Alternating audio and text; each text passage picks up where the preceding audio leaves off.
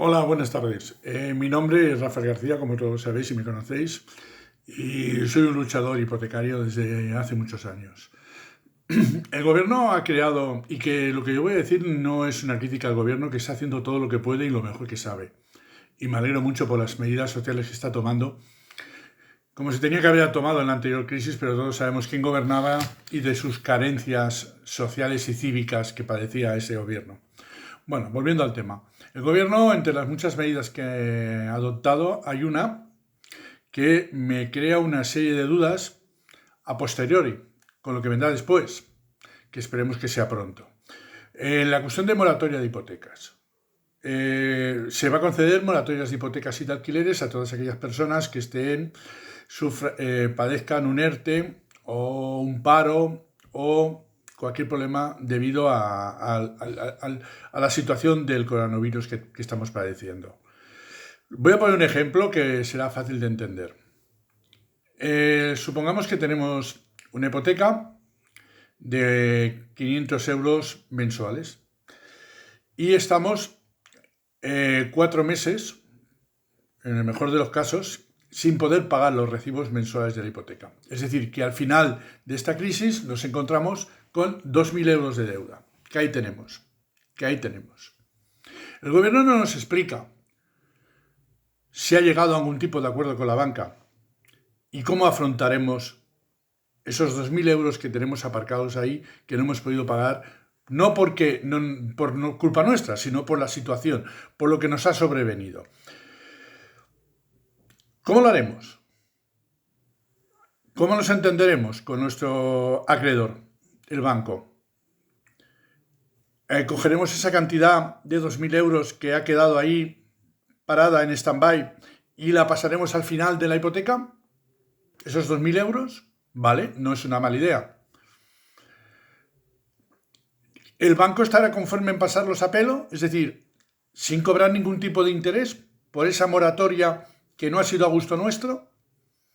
Porque yo me imagino que el banco, que su negocio es comprar y vender dinero y cuando las cosas le va mal ya le ayudamos nosotros con nuestro dinero, exigirá o pedirá, o veremos cómo, que le den algo de intereses, cobrar unos intereses por esta carencia, porque al fin y al cabo lo que estamos haciendo es una carencia. ¿Vale? ¿En dónde entrará la discusión? ¿Esos intereses serán sobre la cantidad, sobre el capital pendiente aplazado en estos 4? Es decir, es muy complicado. Y conociendo a la banca, por la experiencia que yo tengo, que no quieren nunca perder ni el último céntimo, fíjate si no quieren perder, que calculan en 3 cifras decimales o más. Otra cosa, si pasamos eso al final de la hipoteca, que la prolongamos. Algunas hipotecas están en el límite por la edad que tiene el que la ha adquirido y está en el límite, es decir, que no sé si podríamos ampliar porque entraríamos en aquello que superando unos ciertos años ya no podemos endeudarnos. Y si así lo hacemos, tendremos que hacer un documento ante el notario de esa carencia, de esos 4 meses que no hemos pagado. ¿Quién asume los gastos? ¿El afectado?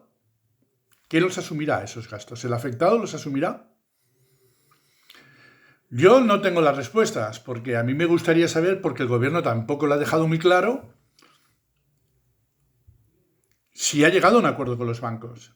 Me parece que en la segunda o tercera línea habla algo de que los bancos se acogerán, pero yo no lo tengo muy claro. No lo tengo nada claro. Conociéndolos como los conozco, no creo que traguen. No creo que traguen y entonces nos encontraremos con los AIS y con los UIS. Y si por desgracia, cuando pase esto, sea el tiempo que sea, no lo sé, 4 meses, un año o el tiempo que sea, no lo sé, hemos cambiado de gobierno y llegan los otros, los que ya en el 2008 subieron como jodernos vino a todos, estos dirán que como fue una medida de los comunistas, de los rojos, que a ver cómo salen del asunto. Entonces, yo la dejo, esta cuestión la dejo aquí en el aire. Habrá abogados, notarios que la podrán contestar mejor que yo, pero vuelvo a repetir, ¿cómo vamos a asumir esos capitales pendientes que no hemos podido pagar por la situación que estamos? Y ya no hablemos del problema de alquileres, Porque una cosa es no pagarle el alquiler a un gran tenedor y otra cosa es no pagarle el alquiler a un pequeño propietario. Hay muchos propietarios en este país, la gran mayoría de propietarios de viviendas en alquiler, que con el pago de ese alquiler que les damos, pagan la hipoteca también. Va a ser en cadena. Va a poder ir ese propietario al banco y a decirle, mire, como el inquilino que yo tengo no me puede pagar el alquiler porque está en un ERTE, le pido a ustedes también que me den esa carencia en el pago de mi hipoteca. ¿Cómo le recuperaremos a ese propietario los alquileres atrasados? Porque aquí no es aquello de ponerlos al final de la vida del préstamo. Aquí, ¿cómo lo pagamos? ¿Cómo lo dividimos? ¿Cómo lo hacemos? No sé, es que siempre hacemos leyes o damos...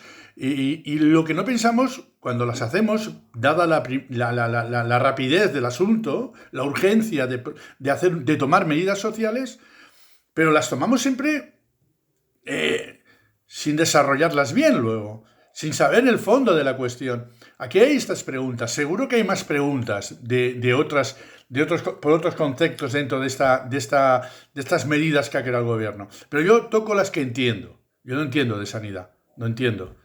Y aparte estoy ya un poco aburrido de ver a tanto experto que está saliendo que salen hasta debajo de las flores. Hasta los de Sálvame opinan de cómo solucionar el problema del virus. Fíjate, yo esto no entiendo. Como no entiendo, no hablo de ese tema. Pero vuelvo a repetir.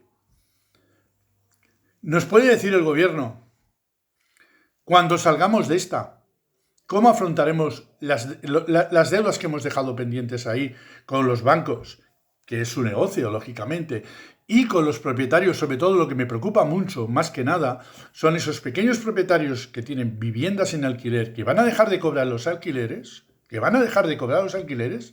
de rebote no podrán pagar sus préstamos y sus deudas. ¿Cómo afrontamos a eso?